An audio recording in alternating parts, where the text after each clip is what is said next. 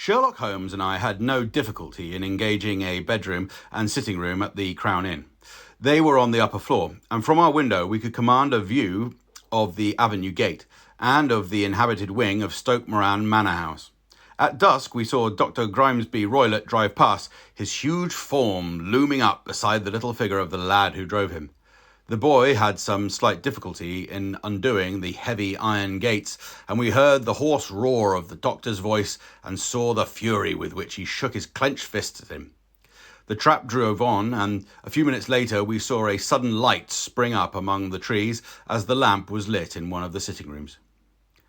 "Do you know, Watson," said Holmes as we sat together in the gathering darkness, "I have really some scruples as to taking you tonight. There is a distinct element of danger." "Can I be of assistance?" "Your presence might be invaluable." "Then I shall certainly come." "It is very kind of you." "You speak of danger. You have evidently seen more in these rooms than was visible to me." "No, but I fancy that I may have deduced a little more. I imagine that you saw all I did." "I saw nothing remarkable save the bell rope, and what purpose that could answer I confess is more than I can imagine." "You saw the ventilator too?" "Yes, but I do not think that it is such a very unusual thing to have a small opening between two rooms. It was so small that a rat could hardly pass through." "I knew that we should find a ventilator before ever we came to Stoke Moran." "My dear Holmes." "Oh, yes, I did. You remember in her statement that she said her sister could smell Dr. Roylott's cigar? Now, of course, that suggested at once that there must be a communication between the rooms. It could only be a small one, or it would have been remarked upon at the coroner's inquiry. I deduced a ventilator." "But what harm can there be in that?" "Well, that there is at least a curious coincidence of dates. A ventilator is made, a cord is hung, and a lady who sleeps in the bed dies. Does that not strike you?" "I cannot as yet see any connection." "Did you observe anything very peculiar about that bed?" "No." "It was clamped to the floor. Did you ever see a bed fastened like that before?" "I cannot say that I have." "The lady could not move her bed. It must always be in the same relative position to the ventilator and to the rope, or so we may call it, since it was clearly never meant for a bell pull." "Holmes!" I cried. "I seem to see dimly what you are hinting at. We are only just in time to prevent some subtle and horrible crime." "Subtle enough and horrible enough. When a doctor does go wrong, he is the first of criminals. He has nerve and he has knowledge. Palmer and Pritchard were among the heads of their profession. The man strikes even deeper, but I think, Watson, that we shall be able to strike deeper still. But we shall have horrors enough before the night is over. For goodness' sake, let us have a quiet pipe and turn our minds for a few hours to something more cheerful." About 9 o'clock, the light among the trees was extinguished, and all was dark in the direction of the manor house. 2 hours passed slowly away, and then suddenly, just at the stroke of 11, a single bright light shone out right in front of us. "That is our signal," said Holmes, springing to his feet. "It comes from the middle window." As we passed out, he exchanged a few words with the landlord, explaining that we were going on a late visit to an acquaintance, and that it was possible that we might spend the night there. A moment later, we were out on the dark road, a chill wind blowing in our faces, and one yellow light twinkling in front of us through the gloom to guide us on our sombre errand. There was little difficulty in entering the grounds, for unrepaired breaches gaped in the old park wall. Making our way among the trees, we reached the lawn, crossed it, and were about to enter through the window when out from a clump of laurel bushes there darted what seemed to be a hideous and distorted child, who threw itself upon the grass with writhing limbs and then ran swiftly across the lawn and into the darkness. "My God!" I whispered. "Did you see it?" Holmes was, for the moment, as startled as I. His hand closed like a vice upon my wrist in his agitation. Then he broke into a low laugh and put his lips to my ear. "It is a nice household," he murmured. "That is the baboon." I had forgotten the strange pets which the doctor affected. There was a cheetah, too. Perhaps we might find it upon our shoulders at any moment. I confess that I felt easier in my mind when, after following Holmes's example and slipping off my shoes, I found myself inside the bedroom. My companion noiselessly closed the shutters, moved the lamp onto the table, and cast his eyes around the room. All was as we had seen it in the daytime. Then, creeping up to me and making a trumpet of his hand, he whispered into my ear again so gently that it was all I could do to distinguish the words. "The least sound would be fatal to our plans." I nodded to show that I had heard. "We must sit without light. He would see it through the ventilator." I nodded again. "Do not go asleep. Your very life may depend upon it. Have your pistol ready in case we should need it. I will sit on the side of the bed, and you in the chair." I took out my revolver and laid it on the corner of the table.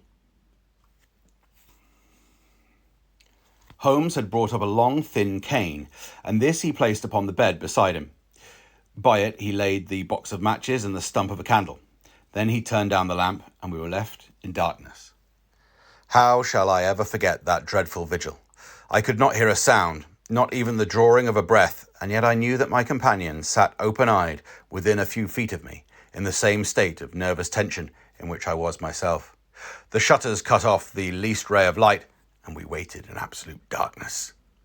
From outside came the occasional cry of a night bird, and once, at our very window, a long-drawn cat-like whine, which told us that the cheetah was indeed at liberty. Far away we could hear the deep tones of the parish clock, which boomed out every quarter of an hour.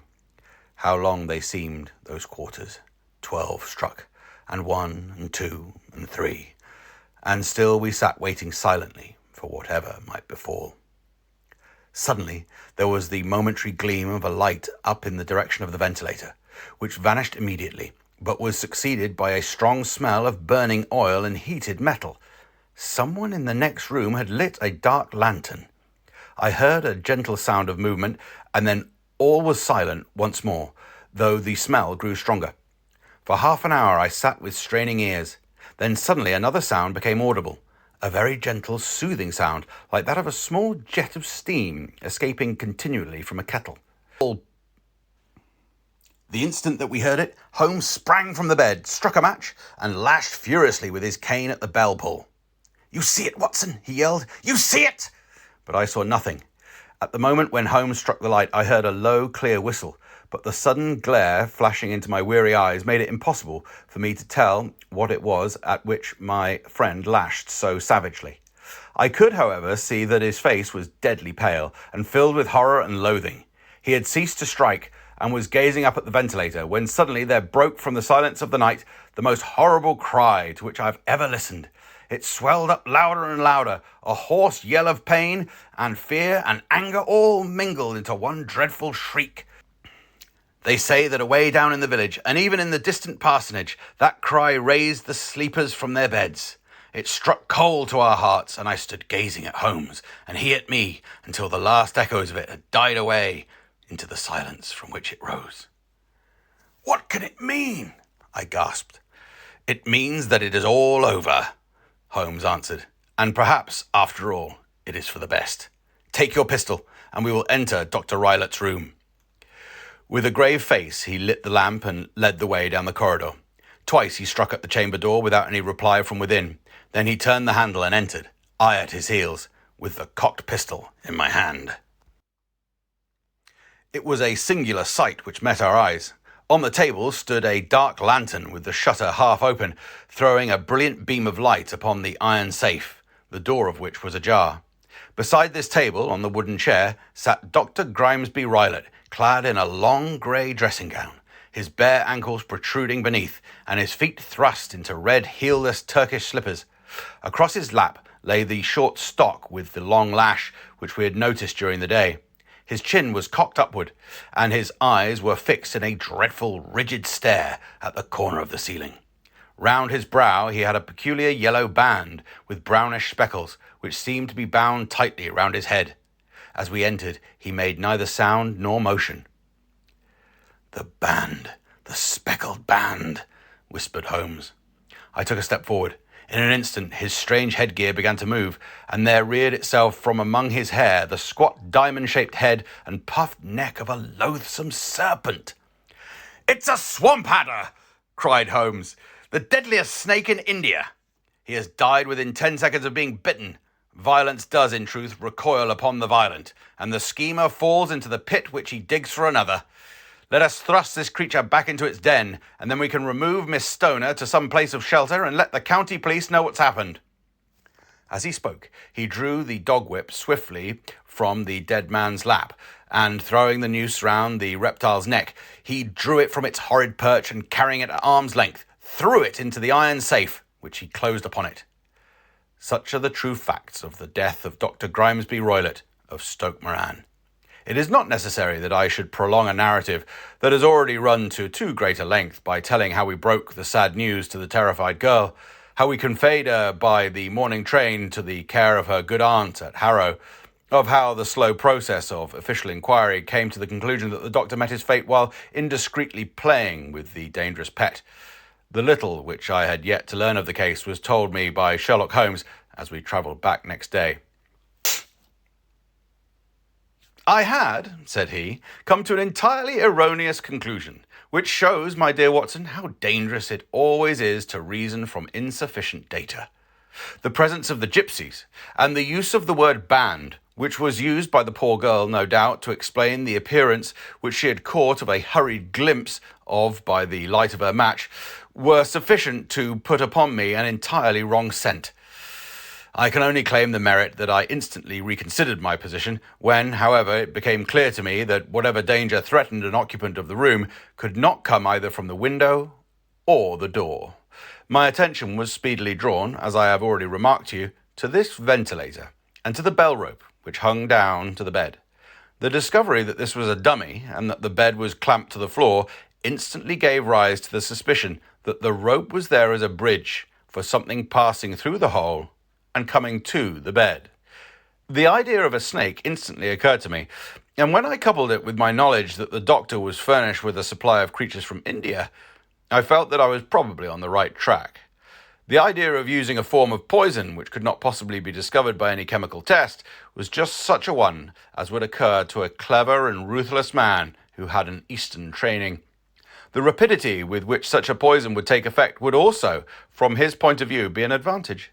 It would be a sharp-eyed coroner indeed who could distinguish the two little dark punches, which would show where the poisoned fangs had done their work.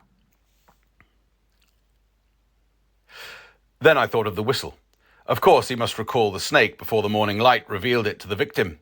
He had trained it, probably by the use of the milk which we saw, to return to him when summoned. He would put it through this ventilator at the hour that he thought best, with the certainty that it would crawl down the rope and land on the bed.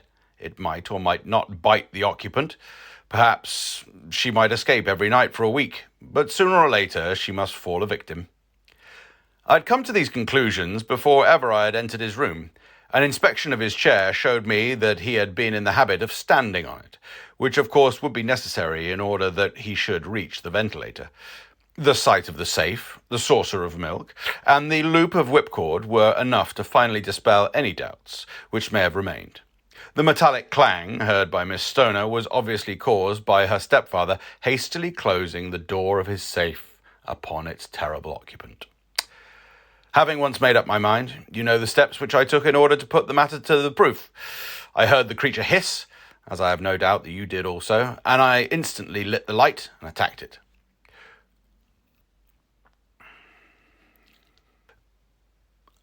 With the result of driving it through the ventilator, and also with the result of causing it to turn upon its master at the other side. Some of the blows of my cane came home and roused its snakish temper, so that it flew upon the first person it saw. In this way I am no doubt indirectly responsible for Dr. Grimesby Roylott's death, and I cannot say that it is likely to weigh very heavily upon my conscience.